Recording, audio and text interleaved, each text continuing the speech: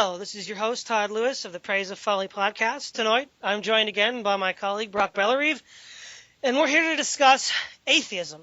This is going to be the beginning of a three-part series where we refute atheism. Part one tonight will be a discussion of philosophy, how atheism deals with ontology, epistemology, and axiology, or rather how it doesn't deal with those issues.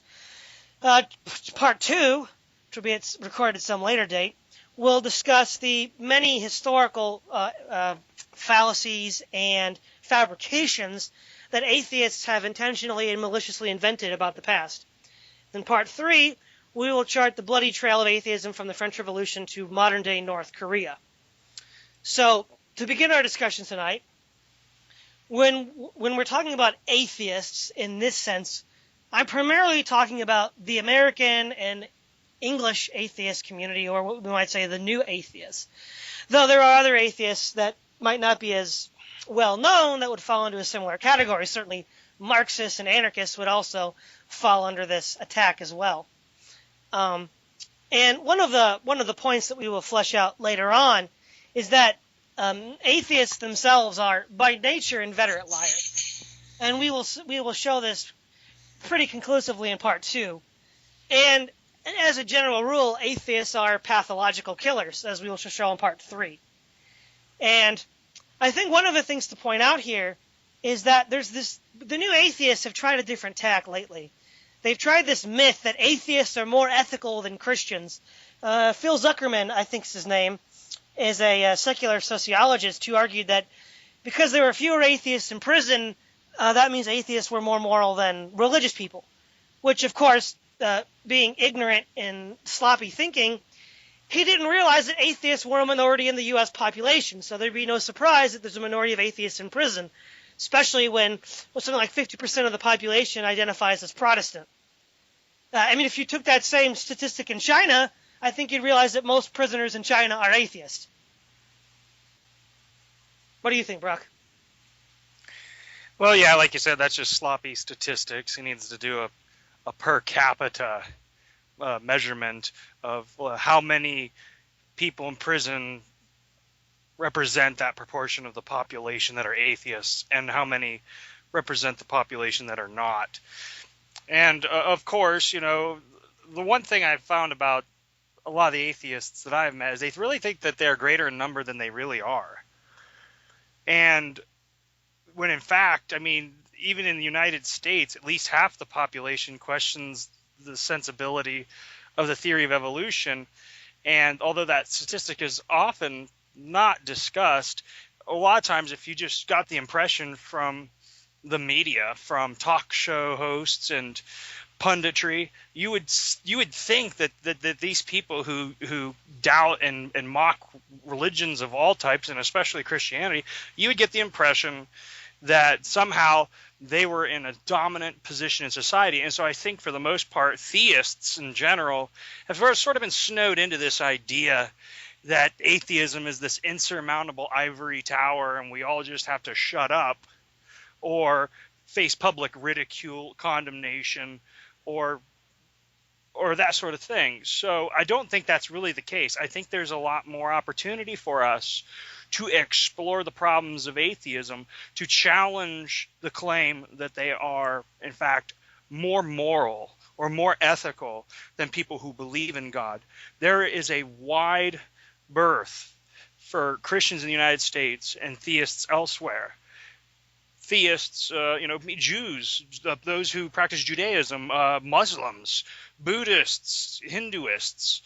There's an opportunity to discuss theism in general, where we're often taught that there are not, that the question has been settled. Well, it hasn't. The only reason it appears to be so is because most philosophical faculties in the campuses across the United States are dominated by atheist philosophy and philosophers, especially those of the analytic tradition, and they roundly attempt to discredit God in the eyes of their novice students.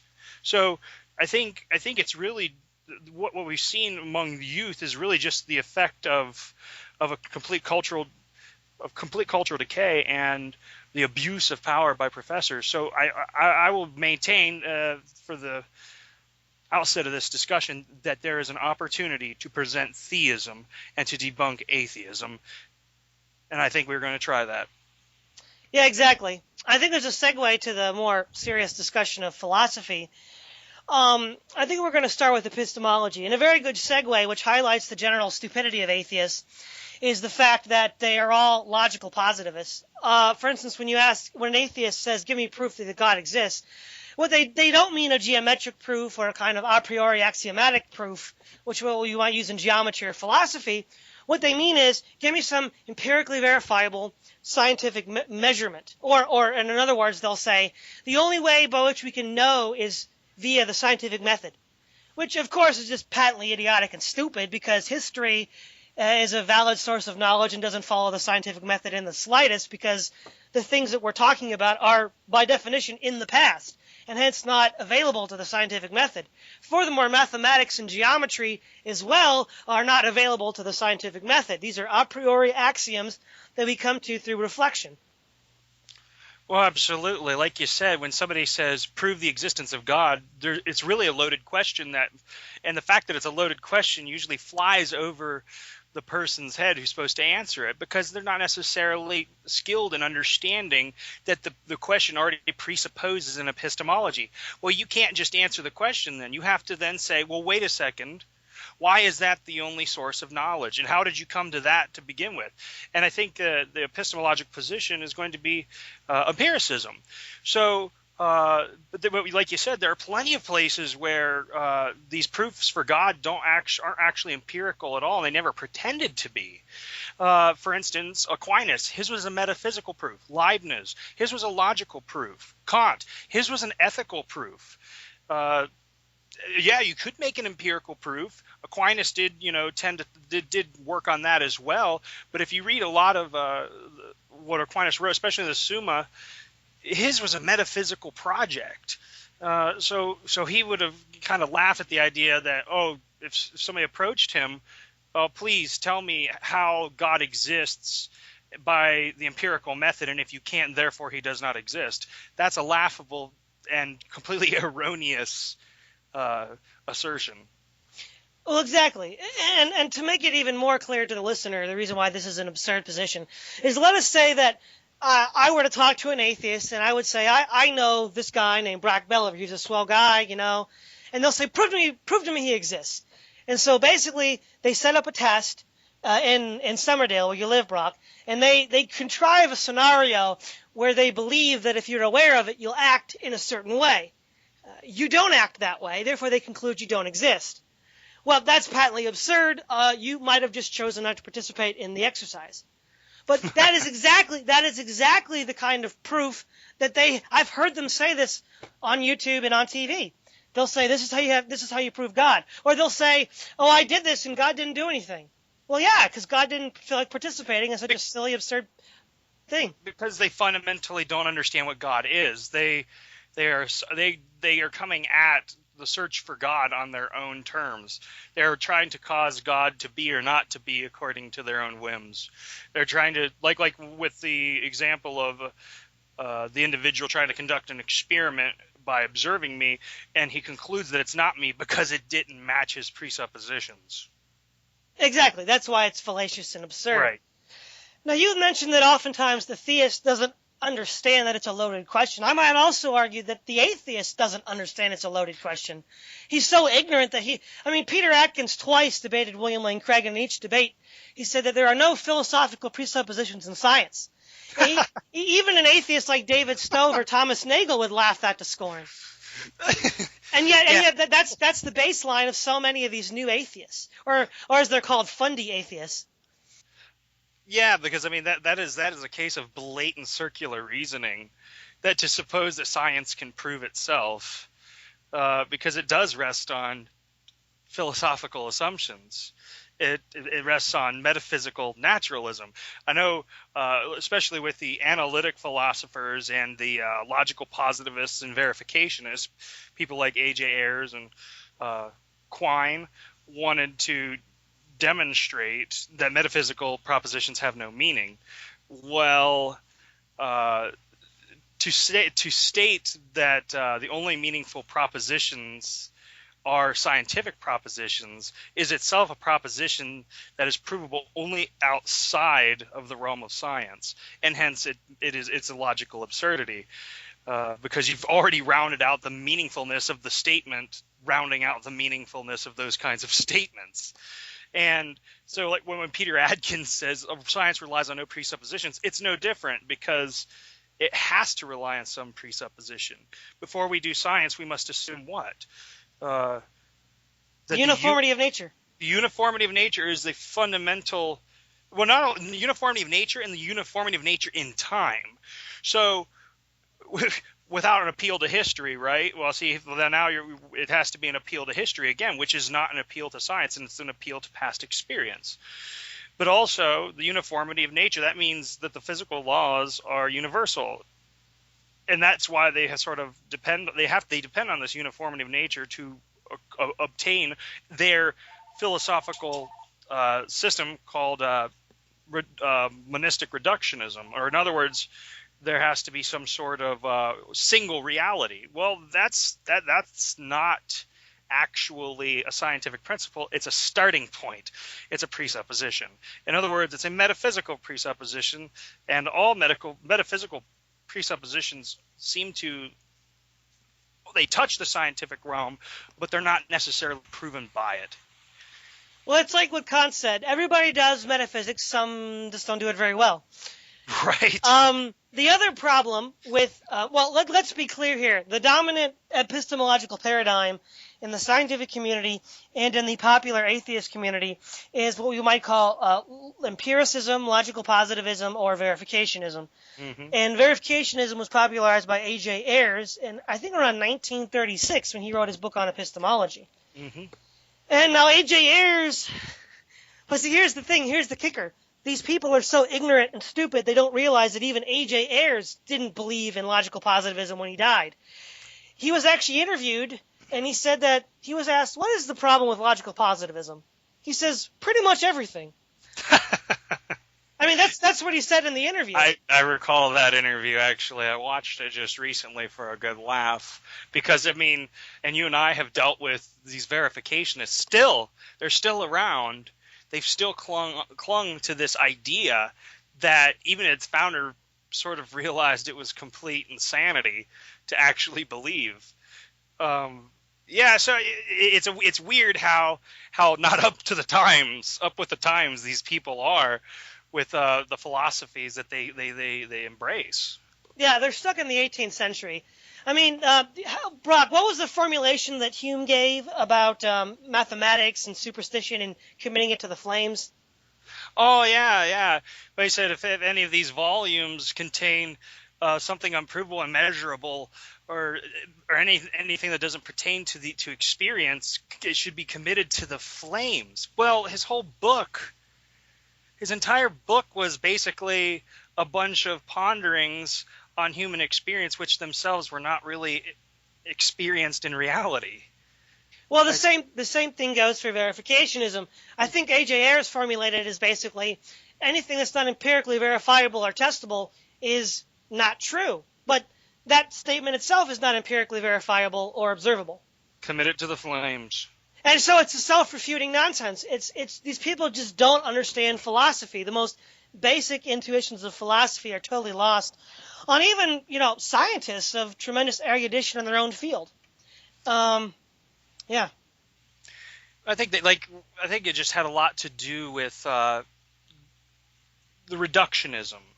The reductionism, this desire to, it also has to do with, once you abandon God, and even Hume starts to, when he sort of opens the can of worms, right? He starts to say, well, these metaphysical ideas, they just don't have value. And so when he praises this empirical method, it creates this sort of philosophical inertia. And the people who study Hume or followers of Hume carry that with them. And so they necessarily don't think in terms of metaphysics, which the ancients and the medievals thought was absolutely necessary to even do good science. Now, granted, they weren't the best of scientists, but there's a whole lot of reasons that I think we'll get into in part 2 about that. But Hume, I believe, is an adequate starting place to understand how this philosophical inertia begins and how it becomes a sort of way of viewing the world. Because yes, there are consequences, and I know you agree with abandoning the idea of God. When one says that atheism is merely a lack of belief in a God, well, they're completely denigrating the term God there, as though it's just like any other object. Well, the whole metaphysical point that people like Augustine and Anselm and Aquinas were trying to make was that God is not just a kind of being. His non-existence has consequences. It's not like the chair in my room doesn't exist, so okay, well, there's no chair. Well, I guess I just won't have a place to sit. No big deal. Or it's not like if I hadn't been born. Okay, well, what happens if I wasn't born? Well, the whole universe still stays together. Or if they said that, there's no such thing as the city of New York City, what happens to the universe? Nothing. But if God disappears, the whole system comes crashing down. So atheism is not just a lack of belief in God. It's a lack of belief in a universal, sustaining being that is the source of meaning, that is the source of existence, that is the source of understanding itself. So atheism is not just a lack of belief in God. And these have consequences. And I think that has something to do with why they're bad at philosophy, because they just don't care about it. Well, exactly. And the other thing is, given that they're so fond of quoting Hume, they also seem to forget that Hume destroyed epistemology itself. He created the problem of induction. Given that Hume denied a posteriori synthetic knowledge, which could bridge the gap between skepticism and human limitations of knowledge, he just accepted a priori analytic and then a posteriori synthetic. He argued in the problem of induction that we can't actually discern the law of causality. I mean, he did believe there was the law of cause and effect, but he didn't believe that we could ever discern it through our limited human senses. He argued that if A follows B, if an object, if I drop a ball, or if I throw a ball and it breaks the window, the event A, throwing the ball, and event B, the breaking of the window, are just A follows B. There's no causal relationship. It's just the post hoc, propter hoc fallacy. B follows A. There's no way within his skeptical empiricism to actually know if that's the case. And he also said that just because the sun rose today, we're not warranted in saying it will rise tomorrow, because we have no experience of tomorrow and hence have no way of knowing whether tomorrow the sun will rise. Furthermore, that is also the circular reasoning fallacy, where you argue that something is true by presupposing its truth. Science is true because it works, but that's what you're trying to prove to begin with. Right. You end up in these circular system of circular reasoning, and it sounds really appealing and clever because, it was sort of new. I mean, it was the first. Hume really comes onto the scene, full force. Really attempting at least to dismantle the entire metaphysical system of the scholastics. But does he succeed? Well, he says a lot of stuff that we can sort of understand, right? It kind of connects to what we feel about reality, and a lot of it does seem reasonable, but, sometimes the best lies seem the most reasonable. Some of the best falsehoods are the most persuasive. So we have to, when you said so A follows B, and the reason we believe it is not because there's some actual logical connection between A and B.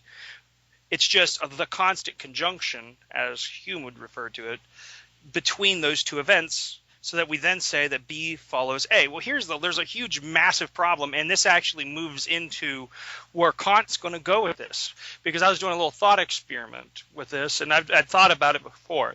So, well, first of all, to say that A follows B first presupposes there are things called A's and things called B's, okay, which an A and a B For it to be an A or a B, it must be a class of things that must exist. They must have some sort of properties that they share, and there must be some way of discerning an A as an A and a B as a B. It's the it sounds pretty simple. A is equal to A. It's the law of identity.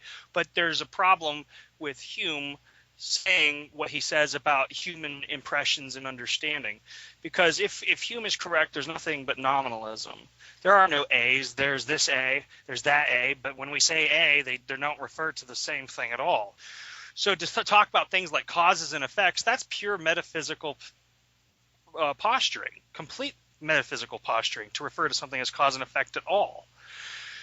So here was a thought of experiment I had. So Hume says we're a bundle of impressions. We're just a bundle of impressions. What that means is, when you say a bundle, it means there's impressions. We're a series of impressions. Okay? So, but which one am I? Which impression? I'm the bundle? I don't know what that means, because the only things that exist are the impressions themselves. So, how do we decide which impressions are causes and which impressions are effects? What part of us, see, if we are the bundle, then we are the impressions, right? We are the causes, we are the effects. We have no, in fact, it becomes so muddled you can't discern what's what, because there's no you. It's a bunch of stuff. So say we experience a genuine experience of deja vu, whereby we experience an even nearly or completely identical experience to what we had in the past. This memory is an idea that we experience, while the present occurrence is an immediate sensation of the event, giving rise, hopefully anyway, to the corresponding memory. But how is this correspondence determined? Say we have an experience which arises as an idea now, and an experience remembered which arose sometime in the past. By what standard do we judge them to be identical? How can I have deja vu unless there's something looking at this experience and something looking at that experience which is not identical to those experiences?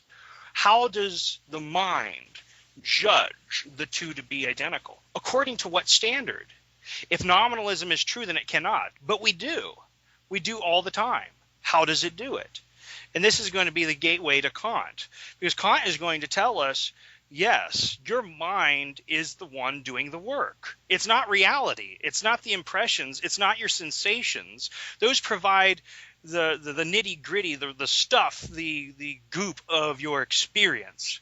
But they are not your experience, because Hume leaves out human mental participation in the reality. So we see that one must first possess an understanding or interpretation of experience of equality and constancy of perception before such a judgment of equality of perception can be made. Well, exactly. And this thin reed of induction, this fallacious line of inference, which is actually the fallacy of affirming the consequent.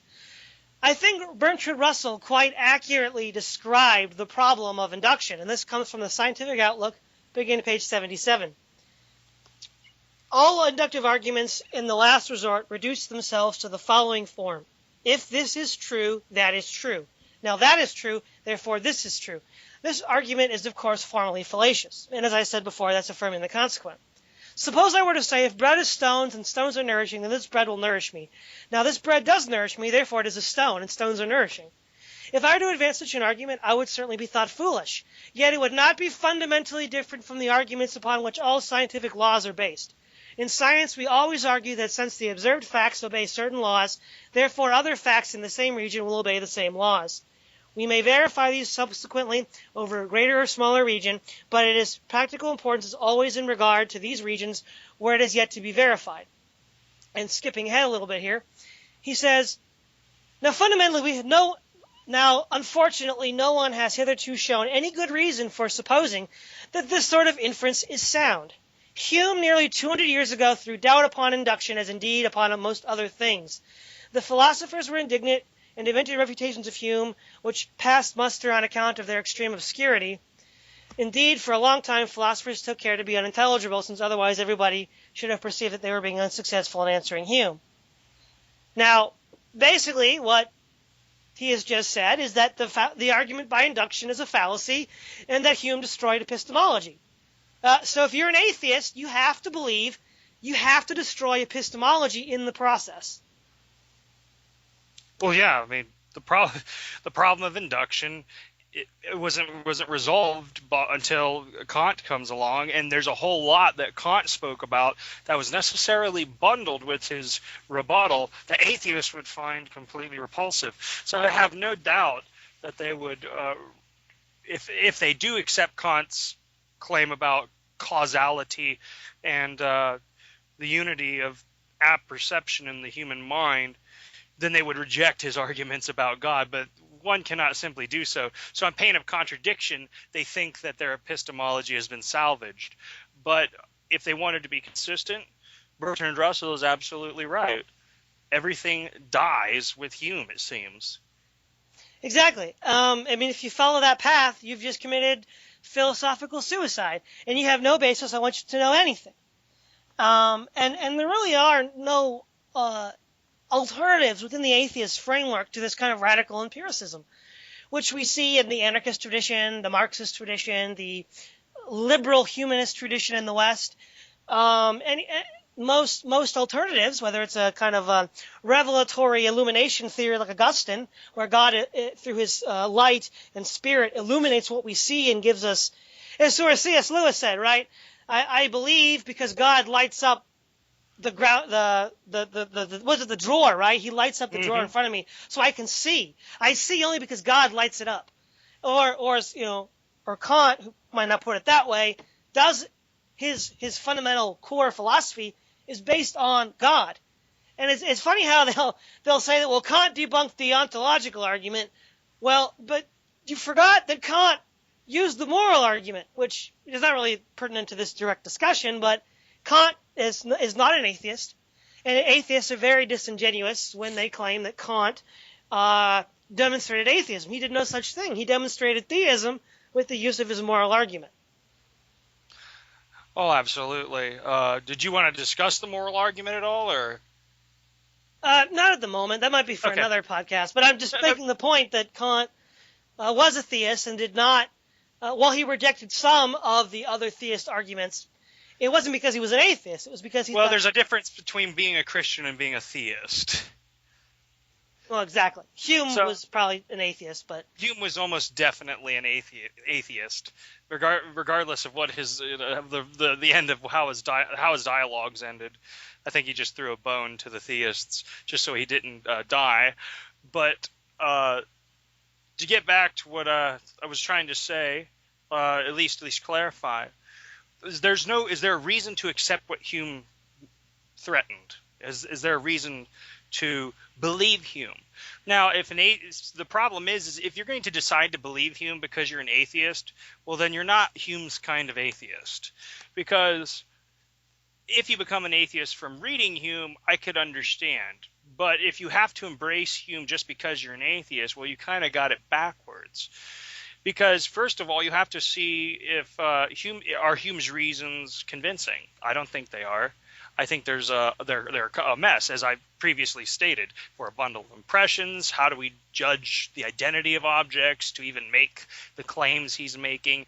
You really can't, because in order for it to even work, you still have to presuppose the independence of the mind, and that's going to just take you where Kant goes. Anyway, so if you can't really believe Hume when he talks about the mind because you experience it yourself. We know that intuitively that there's an identity. I'm not just saying that because it's just a force of habit. No, there's nothing that gives you the force of habit of identifying things as identical. And how dare Hume, being a nominalist, even think that he was writing to human beings at all, because they don't exist. There's no such thing. Fact, for all he knows, he's the only kind of thing that's him, and that's it. You might as well be a solipsist, because without the law of identity, without the law of non-contradiction, without the law of the excluded middle, where are you? You are nowhere. You can't even live that life. You would die if you lived the life of a person who didn't believe that all doors are doors, or that all fire is hot. You will not succeed, because there is something about what we are, and I say we because because I am a theist. I believe in the existence of humanity as a metaphysical entity. So I can say we, and I can say that these experiences are common to us. But the atheist must, if he believes Hume, must deny all of this. There is no such thing as human rights, because there's no such thing as humans. There's no such thing as rights. We're just a bundle of impressions. And what might that be? Just a bunch of physical interactions. Okay. Well, then you're no different than one marble on a Newton's cradle knocking into another. You're no different than a tree falling down in the woods, and you're no different than a stone rolling down a hill. You're just fluid dynamics. You're just the motion, the motion of non-animate being. Yeah, exactly. This actually segues into the next philosophical problem, is the problem of ontology. The atheist, you mentioned that, when you say A causes B, you have to presuppose A and B. It's the problem of universals. Yes, absolutely. And the atheist has to be a nominalist because there are no universals. Now, on the atheist account, there are no universals, therefore they must be a nominalist. So you don't have a concept called dog, and all dogs participate in the concept of dog, as Plato postulated. You have discrete independent things that you don't call them dogs, you just call them discrete independent things. But of course, that itself is an abstracted category, which is a universal. You literally can't say anything about anything. No, because your every grouping of anything is arbitrary. Exactly. And why should I prefer one over the other? Exactly. And that's why nominalism is truly destructive to language and philosophy in general. It has to be. It's necessary. Like what you said, if there is no God, there are no universals. This is not just an assertion. This is true. Because if the universe is, as the atheist asserts, that is an uncreated, purposeless mess of chaos, well, you just said it. There's no sense of being. There's no sense of place. There's no sense of value, worth. Now, one of the key issues of ontology that the atheist runs into a problem with is what does it mean to be human? For the atheist, they have to believe in mereological nihilism. We're just a collection of atoms shaped human-wise, as opposed to chair-wise or something else. Now, if that's the case, which an atheist has to adhere to, because again, they deny universals. There is no human nature. There is no there is no humanity that we all participate in, because it doesn't exist. All we are is just collections of atoms arranged, human-shaped. Now, if that's true, then another thing follows from that atheist assumption, which is eliminativism, which is the notion that first-person statements, I feel pain, I feel joy, or I saw something, are not true, because there is no I doing the perceiving. These first-person statements must be translated into a purely physical description of what happened. So let's say I see a tree. No, that's not what the sentence means according to eliminativism. What it means is the light bouncing off the bark, which is brown, and the leaves, which are green, excluded all colors but those, right? Yep. And then they hit my eyes, and the eye follicles and the eye cells then convert that into an image to my brain. When I see a tree, that's what I'm really saying. Now, the obvious absurdity of this is that it's saying that two sentences with a distinct syntax and a distinct semantics that are different mean the same thing when they cannot by linguistic definition, which destroys language itself. Oh, absolutely. What grounds do they judge them to be identically meaningful? I mean, meaning? Where does meaning arise in the Eliminativist project? When I think of Hume's bundle of impressions, I think of him as an early stab as an eliminativism. It didn't go real far because he didn't really understand. I highly doubt he understood the actual fundamental makeup of the material universe, so he probably wouldn't go there because he couldn't. But when you hear the eliminativists speak like this, it's stunning because they're talking about these things called meanings, intentions, these persons, and none of which how would you establish their equality with physical phenomenon? How would you do it? Well, you can't. Because, for instance, this whole idea of the self, the ontology of the self, that's what I'll refer to that as, the ontology of the self. Okay, so let's say there's two interlocutors having an argument. And one interlocutor will say, A, makes what seems to be a convincing argument that doesn't rely on the threat of force, doesn't rely on any of the old fallacies, but makes a logical statement. Now, let's say there's an audience, and can we say that they're ever convinced of the correctness of that person's claims? Are they convinced? Do they judge it to be true? Do they experience the truth of that statement and then thereby believe it? And what about the people who don't believe it? Is there any way in other words, does what the person say cause me to believe something? Because if it did, then why does it cause some people to be angry and some people to be excited or convinced? In other words, it's not the argument or the reason that's convincing anybody. You're not actually right because you aren't there. You're just, in other words, a bunch of noise, a bunch of sound that's bouncing off my eardrums, which is sending electrical signal to a brain in the room that's going to I don't even know how to describe what's going to happen in the brain because there wouldn't be a person there. There's no convincing in arguments. Why even bother trying to convince somebody of arguments if they're not really there? Well, as Richard Rorty said, there are no arguments. There's no truth. All I'm doing is trying to use sophistry to create a persuasive position to persuade you to my position. It's not true. Yours isn't true either. None of our positions are true, except that position is true, even though none of the others are, which kind of contradicts itself. But we've been there before. We've been there before. And so it's just all about, sophistry. Well, you can't even say I. There's no I there. Well, you see, so many of these atheists are guilty of self-performative fallacies or self-performative contradictions. They say there's no truth, but that statement itself is an absolute statement of truth. They say that, statements are neither true nor false, but that statement itself presupposes that it's true. The post-structuralists argue that all historical narratives are a description of a power play.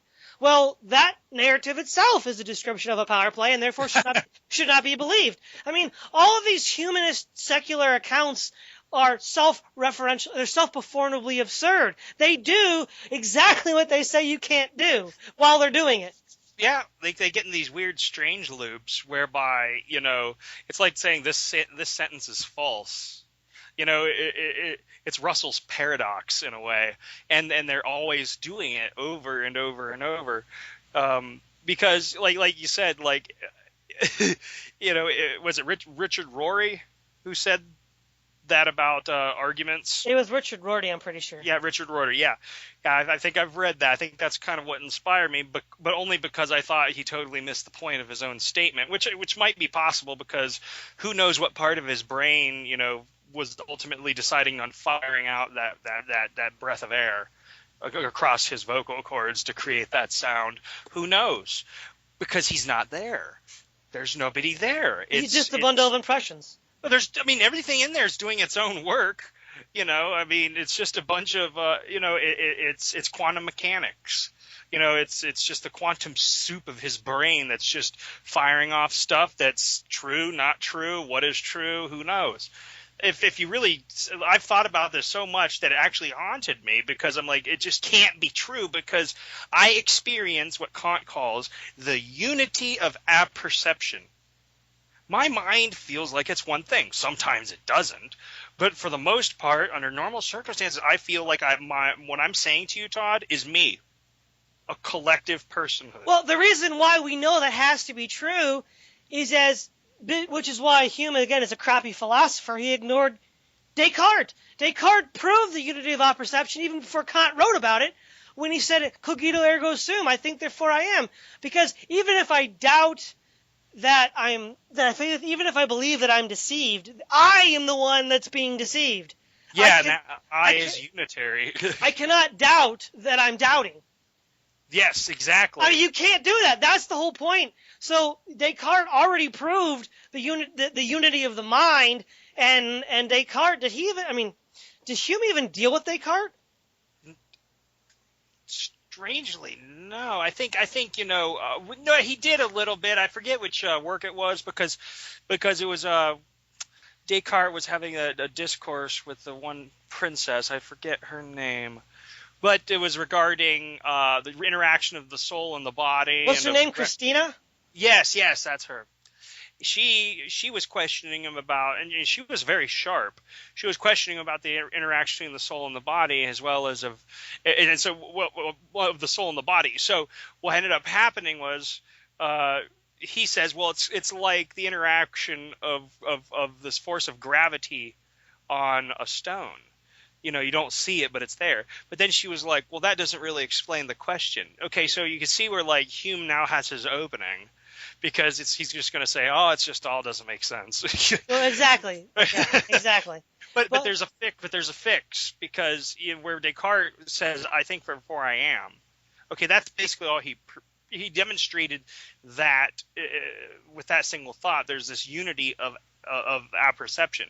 What Kant then goes is then he says, because that is true, and because of our experiences, what we see must be true in some sense. Or for the most part, like causality and time. These are categories of thinking, and they have to, in some sense, exist out there in the phenomenological world. But in the noumenal, we're not sure. Well, this is what I don't understand. Very clearly, the rationalist tradition, the rational versus the empiricist, from say Descartes to Hegel, obviously defeated the empiricists. The empiricists leave you in this muddled darkness of non-existence and skepticism and not knowing. And yet, from Descartes to Leibniz to Kant to Hegel, we have this clear line of an ever-growing understanding of how the human mind understands reality. And yet, that tradition is largely sidelined. There's not a whole lot of scholarship, and I remember, that one video you sent me to look at, the one about... it was the gentleman was trying to repudiate mind-body dualism. Oh heavens! You remember what I'm talking about? Oh yeah.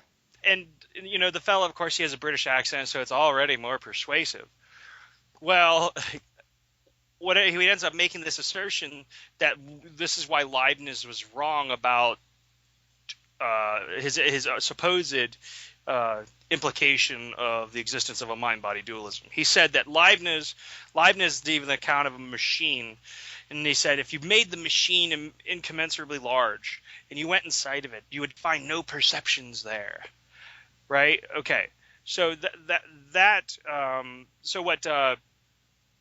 what the maker of the YouTube video asserted was that, well, that's the fallacy of composition.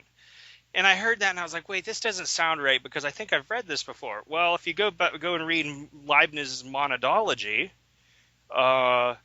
that's not what Leibniz meant at all. In fact, for him, there's a distinction, and most philosophers, which is lost on our modern day students of philosophy, the philosophers of that era made a distinction between perception and apperception. Perception wasn't an act of the mind. It was a mechanical act. In other words, my perception is a passive one. It's acted upon. Apperception is the engagement of the mind in the arrangement and understanding of perceptions. So let's go back to Leibniz's example. What does Leibniz say? Well, if you made the machine very large, you still wouldn't see the perceptions. What is he saying? He's saying you never actually see the perceptions themselves or the motions of the monads, the actual activity of the monads. You can see them move and do all this stuff, but you never actually see what's causing them. That's what Leibniz was talking about. He wasn't even really talking about the mind. So this ignorance of the scholarship is just stunning. And it doesn't even do any better because we've so butchered philosophical language in the modern era where perception clearly means thinking. Well, yeah, if you think that and then you try to read Leibniz, you're not going to understand anything. Well, it won't even make sense. It'll seem like he's dumb. And so there's this sort of progressive presentism, this ivory tower of the now that thinks it's superior to the thinking of the past because it tries to judge the past without using the past's own tools. Well, they don't even know what they're saying. Yeah. No, they don't know what they're talking about. Well, Just like, that again gets to the ignorance and stupidity of modern atheists. If they had any sense of self-respect, they would actually study Kant, Hegel, Descartes, Leibniz, read what they actually mean when they say things. It's a lot of work, I know. And it's time-consuming, and time-consuming work is onerous, and people can't be bothered with onerous, time-consuming work. Well, remember The Amazing Atheist? He has such an awesome YouTube presence, but me, when I've studied Aquinas for going on better a year now, and then I saw this video that Amazing Atheist put up. He says, "I am smarter than Thomas Aquinas." And throughout the video, he was claiming Thomas Aquinas was a dumbass, and he put up a sort of contemporary version of Aquinas' 5 ways for the proof of the existence of God. He butchered them. Not in the sense that he actually defeated them.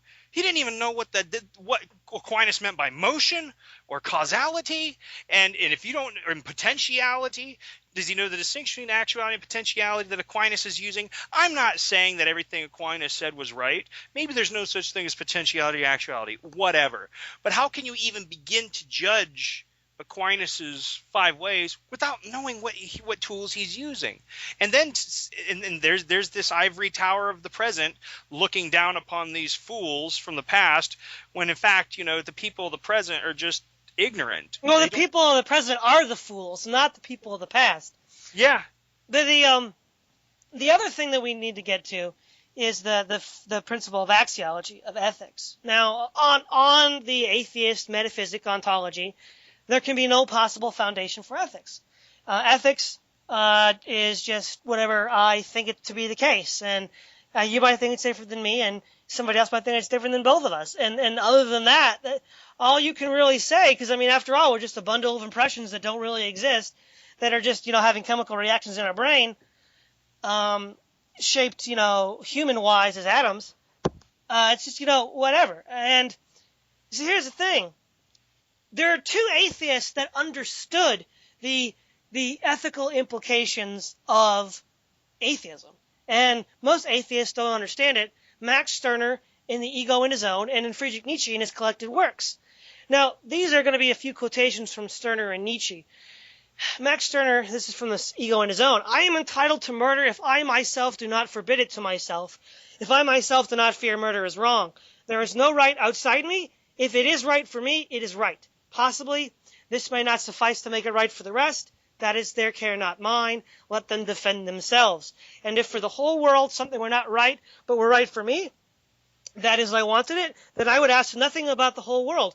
So everyone does who knows how to value himself, everyone in the degree that he is an egoist. For might goes before right, and that with perfect right." Page 242 of The Ego in His Own. And then on page 249, he says, "The conflict over the right of property wavers in vehement commotion. The communists affirm that the earth belongs rightfully to him who tills it, and its products to those who bring them out. I think it belongs to him who knows how to take it, or who does not let it be taken from him, does not let himself be deprived of it. If he appropriates it, then not only the earth, but the right to it belongs to him." And then the Stanford Encyclopedia of Philosophy says this about Stirner. "In a world in which we owe each other nothing, it seems that acts of infanticide, incest, and murder might all turn out to be justified." Friedrich Nietzsche writes, "To speak of right and wrong per se makes no sense at all. No act of violence, rape, exploitation, destruction is intrinsically unjust, since life itself is violent, rapacious, exploitative, and destructive, and cannot be conceived as otherwise. Holy cruelty. A man who held a newborn child in his hand approached a holy man. 'What shall I do with this child?' he asked. 'It is wretched, misshapen, and does not have life enough to die.' 'Kill it,' shouted the holy man with a terrible voice, 'and then hold it in your arms for 3 days and 3 nights to create a memory for yourself. Never again will you beget a child this way, when it is not time for you to beget.' When the man had heard this, he walked away, disappointed. And many people reproached the holy man because he had consoled cruelty, for he had counseled the man to kill the child. But is it not crueler to let it live? Asked the holy man. Yet, how many times do we hear these psycho-liberals talk about quality of health and killing people that are going to have a low quality of health? I mean, we're living in this Nietzschean nightmare. And then Nietzsche says, the biblical prohibition, thou shalt not kill, is a piece of naivete compared with the seriousness of life's own, thou shalt not, issued to decadence. Thou shalt not procreate. Life itself requires no solidarity, no equal right between the healthy and the degenerate parts of an organism, sympathy for the decadents, equal rights for the ill-constituted. That would be the profoundest immorality. That would be anti-nature itself as morality. Now, the other thing is, in the, I think it's Twilight of the Idols, Nietzsche says that once you get rid of the notion of God, you cannot appeal to divine morality because, as Nietzsche said, it is not self-evident. It is a self-coherent whole. You cannot say, I reject God's laws on adultery, fornication, homosexuality, lying, and cutting corners to get ahead, and then say, I still think murder, theft, rape are wrong. No, they're not. It's a package that all comes together. And as Nietzsche pointed out, if that's how it is. And if you get rid of that, it all goes out the window. Yeah, but you see, like these modern day new atheists, you could just hear Max Stirner and Friedrich Nietzsche saying, laughing at them for their clerical qualities, for being almost like Christian priests. These atheists acting as though they have some sort of morality they have to lord over. Well, hold on real quick. As you brought that up, I want to read you the definition of clericalism from the Ego in His Own. He who lives for a great idea, a good cause, a doctrine, a system, a lofty calling, may not let any worldly lusts or self-seeking interests spring in on him. Here we have the concept of clericalism, or, as it may also be called in its pedagogical activity, schoolmasterliness. For the idealists play the schoolmaster over us. The clergyman is especially called to live the ideal and work for the idea, the truly good cause. Therefore, the people feel how little it benefits him to show worldly haughtiness, to desire good living, to join in such pleasures as dancing and gaming, and sure to have any other than sacred interest. Hence, too, doubtless is deprived the scanty salary of teachers, who are to feel themselves repaid by the sacredness of their calling alone and to renounce other enjoyments. This is the dominion of the idea. In other words, it is clericalism. Thus, Robespierre and Saint Just were priests, through and through, inspired by the idea, enthusiasts, consistent instruments of this idea, idealistic men. Yep. That pretty much sums up that, doesn't it? I mean, I've read that before, and, the new atheists are just the new Robespierre. God forbid. Why did Robespierre do it?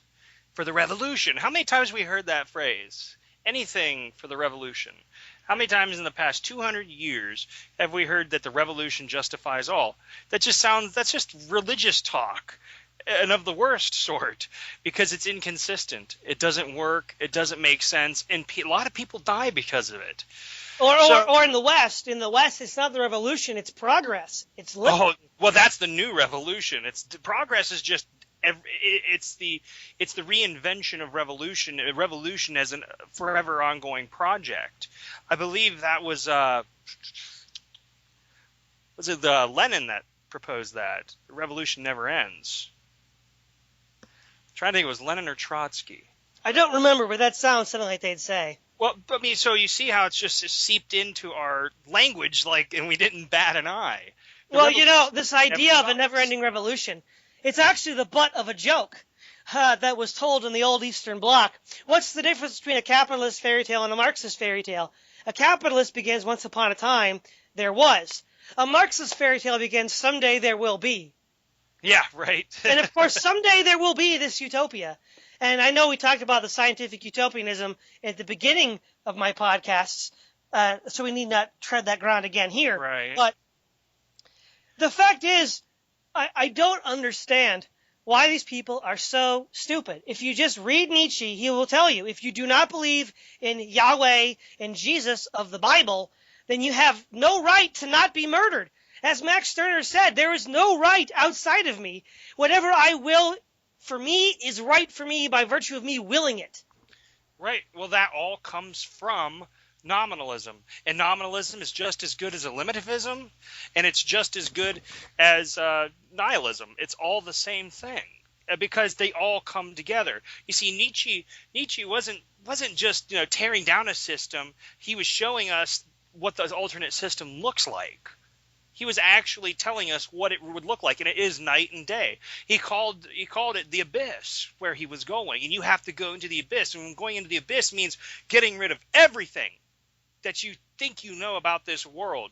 Get rid of all of Christianity, every bit of it. Don't let a single bit of it infect your mind. You have to abandon the idea that you are special, that you are created, and when you do that, you have no right to live except the right you keep for yourself by being able to stay alive. That's it. Well, exactly. You can take what you want, and that's it. Well, again, to quote Nietzsche directly from Twilight of the Idols, when one gives up Christian belief, one thereby deprives oneself of the right to Christian morality. For the latter is absolutely not self-evident. One must make this point clear again and again, in spite of English shallow-pates. Yep. And we have so many shallow-pates today. Because the fact that murder is wrong is not self-evident. Right. Numerous examples of ritualized murder occurred throughout the world. In ancient Sparta, as a coming-of-age ceremony, the young Spartiate warrior would sneak in at night and murder the Helot slaves, to keep them from getting too uppity, and two, to demonstrate his martial prowess. Romans would have people murder each other in the Colosseum for their own pleasure and enjoyment. The idea that murder is wrong is only self-evident to an atheist because they grew up in a Christian society or a society that was once Christian. If you don't do that, it's not at all self-evident. That's right. Absolutely. There is when you mentioned earlier this idea of mereological nihilism coming with this. And I just had said that, when you talk, I think you can speak of collectively, although somebody might nitpick me on this, I don't care. Mereological nihilism, relativism, nominalism, they're all brothers in this game. Well, what they are is George Santa Anna once said that American culture was a powerful solvent that reduced even the most complex philosophical idea to essentially its constituent elements. And that is exactly what all these philosophies are. They deconstruct everything, not just to atoms, but to non-existence. Yes, exactly. To nihilism, which is basically what you get to. But incidentally, the scholastic philosophers already predated this, for without God there is nothing. It's already there. All you're left with is the character Kirillov from Fyodor Dostoevsky's Yes. The Demons. Kirillov, in order to become the man god, decides to commit suicide, not for any reason of angst or fear or dissatisfaction in life, but as a pure expression of the will, to extinguish the will by an exercise of the will. Exactly. And it is the clearest triumph of the will, is it not? And of course, didn't Camus say the last question of philosophy is suicide? Yep. So this is where atheism leads us to. It leads us to because it's as Starner said, it's the will. I will what's true. There's no thing external to my will. So, then the purest expression of the will is the will's own extinction. That's right. And frankly, Nietzsche himself was kind of a fraud. Literally everything he said was already written in Dostoevsky's novels in the mouths of people like Ivan and Kirillov and his whole cast of nihilist characters. Do we know if anybody does anybody know if Nietzsche read Dostoevsky? Yeah, he read The Brothers Karamazov and said it was a wonderful novel. Did he read Demons? I don't know, but I wish he did. The Demons and Nietzsche's first work, which I think is Genealogy of Morals, came out the same year. Yeah. Wow. I think it was the Demons that came out that year. I don't remember. But we could just Wikipedia it. Yeah, we could, and if we're wrong, somebody else can look it up for us. Yeah, if somebody wants to take a stab at that, if we forget, I'd like to know. I think the last thing I'd like to say, it was one of my favorite things, because what we were really talking about when we're talking to an atheist, if I had to talk to an atheist who is sincere, For me, I dread for him because of what his life must not mean anything.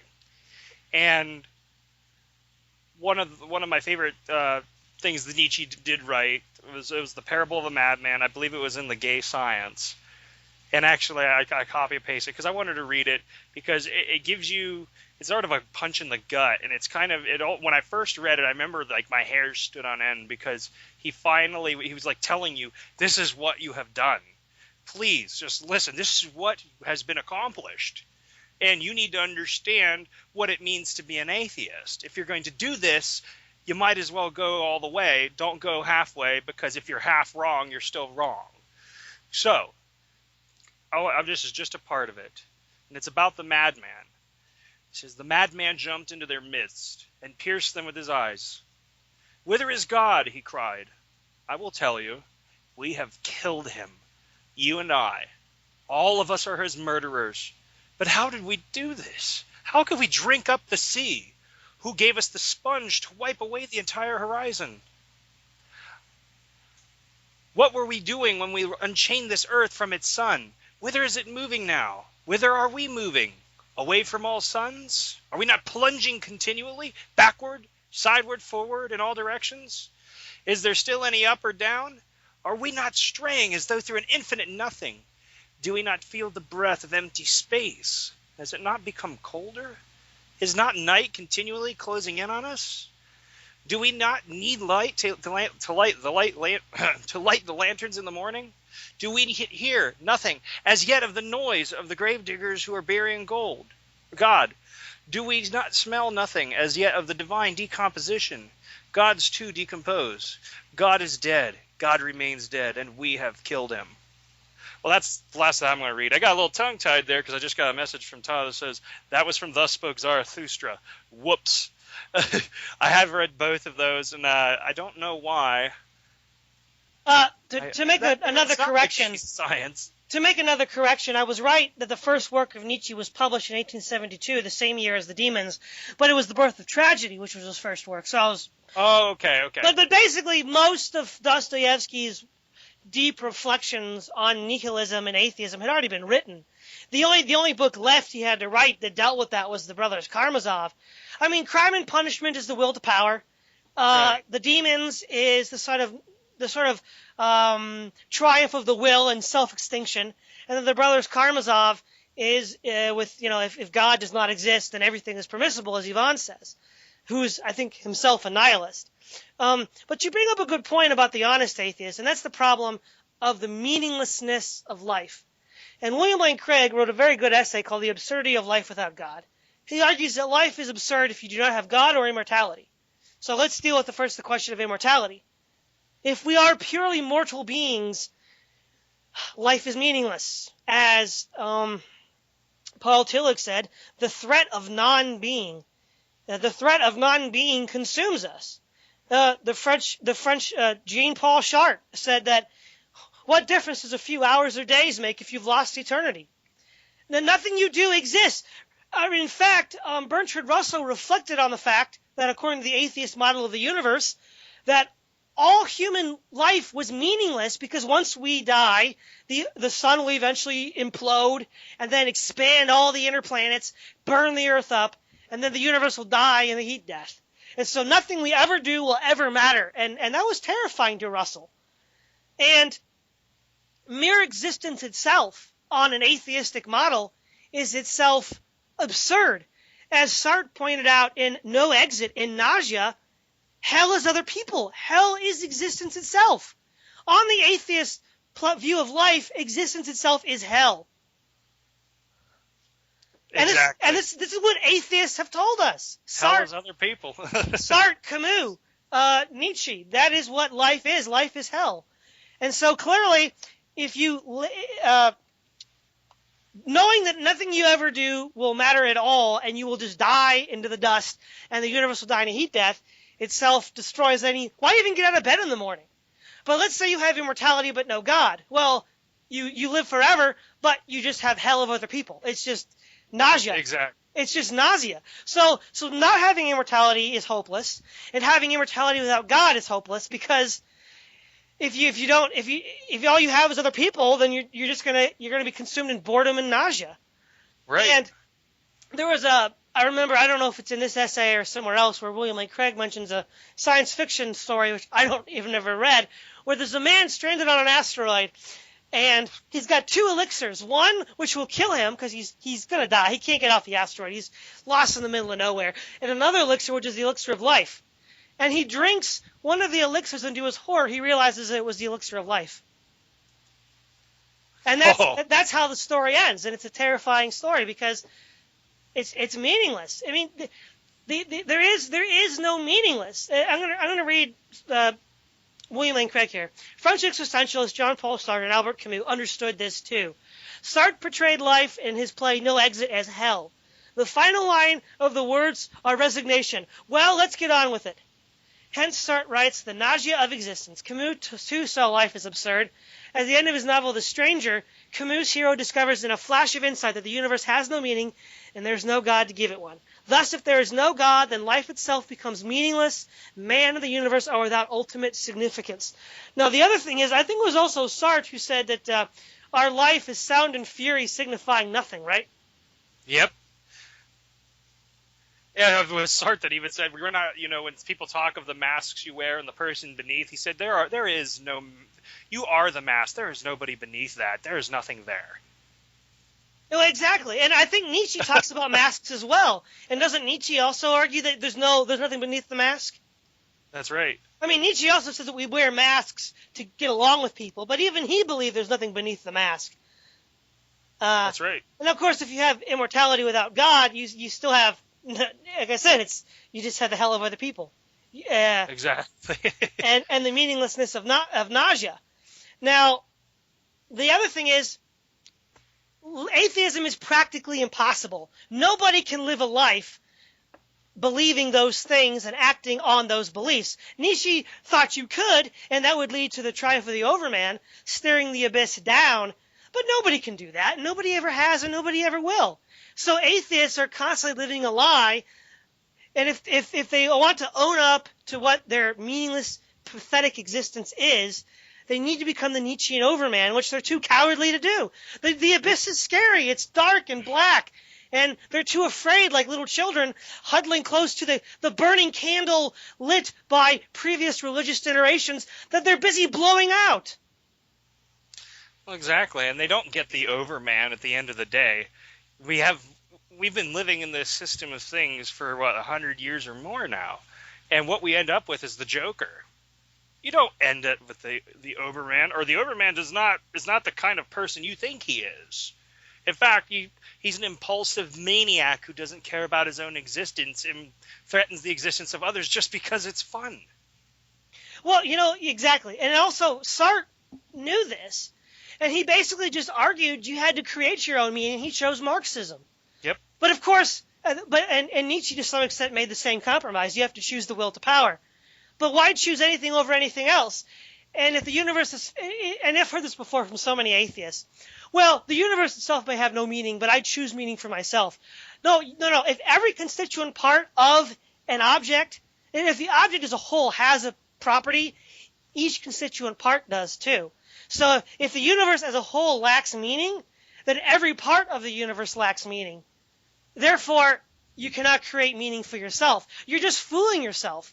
You're just living a lie because you're too afraid and cowardly to actually face the meaninglessness of the abyss that Sartre and Nietzsche, Camus dared. In fact, the only true solution to this problem is Kirillov, where the will, by an act of the will, extinguishes itself.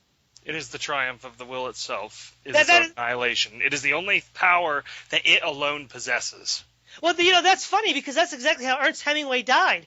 Ernest Hemingway, again, suffering from this nausea as an atheist. How could he not suffer from nausea? He then said, the only thing that I have control over is how I die. So he gets his own hunting rifle, sets it up, and blows his brains out. Yep. It's also I'm not sure if a lot of people know that about Ernest Hemingway. No, they don't. I'll tell that story to you whenever you're reading him in school. Well, that's the other thing. They have all these secular heroes, and they kind of leave out all the crap that they do. So, for instance, do you remember when I read to you that Nietzsche said that the wise man said you should kill the malformed child? Yep. That is exactly what Margaret Sanger said. She said Yep. that the kindest thing you can do to a malformed child is to kill it. Which is exactly, I mean, that is Nietzsche's worldview in practice. And, Max Stirner's worldview in practice would be, of course, this idea of, this would be the Hobbesian war of all against all. I mean, this kind of atheistic humanism and will to power does lead to the war of all against all, as Hobbes pointed out. So we're nearing the end of this hour's conversation. Brock, do you have any last words before we close out? Yeah, we've given a lot of discussion to the idea of what happens when somebody truly says in their heart there is no God. And I know we have dealt with it in no uncertain terms. We feel it's an idiotic position, but some have come to it sincerely. And, for that person, whenever I see that kind of person who truly feels that that is true, I do look at them and I feel horror on their behalf, because for them, their life means nothing, and they might not even know it. Or it will come to them too late in their life, and they'll have nothing but regret, having made that solemn oath in their heart that God is dead. So I want, if I could tell my listeners anything, just know what you're buying into when you say you believe this or that. It's not just often it's easier said than actually done, and I think that's what we have talked about. Living out Nietzsche is easier said than done. And even living out the life of just a general atheist is impossible to do, I think. So I would like to read something from Nietzsche's The Gay Science. And I'm sure some of our listeners have heard it before. Ravi Zachariah has read it before, and I think he does a much better job at the reading it than me. So I'm just going to read a small section from The Gay Science, and it's often referred to as the parable of the madman. The madman jumped into their midst and pierced them with his eyes. "Whither is God?" he cried. "I will tell you. We have killed him, you and I. All of us are his murderers. But how did we do this? How could we drink up the sea? Who gave us the sponge to wipe away the entire horizon? What were we doing when we unchained this earth from its sun? Whither is it moving now? Whither are we moving? Away from all suns? Are we not plunging continually? Backward, sideward, forward, in all directions? Is there still any up or down? Are we not straying as though through an infinite nothing? Do we not feel the breath of empty space? Has it not become colder? Is not night continually closing in on us? Do we not need to light lanterns in the morning? Do we hear nothing as yet of the noise of the grave diggers who are burying God? Do we smell nothing as yet of the divine decomposition? Gods too decompose. God is dead. God remains dead, and we have killed him." End quote. I want everybody to understand that when somebody tries to tell you that being an atheist simply means a lack of belief in God, I want you to think about that, because it is probably the most accidentally idiotic thing ever uttered. Because God is not just, as I've said before, just some being. He's not like the non-existence of other things, which, don't really affect the broader scheme of the universe. But when we say there is no God, we die with God. When we think we have killed God, we have only succeeded in abolishing man, as C.S. Lewis said in his book, The Abolition of Man. The whole point is, once you discard God, there is nothing left for you to hold on to. There are no foundations. There is no you. There is nothing. And I guess that's all I have to say, Todd. Well, yeah. The idea that God is a lack of belief. Well, I guess stones and dogs are atheists too, right? Right. But this is the end of our first of our 3-part series, Debunking Atheism.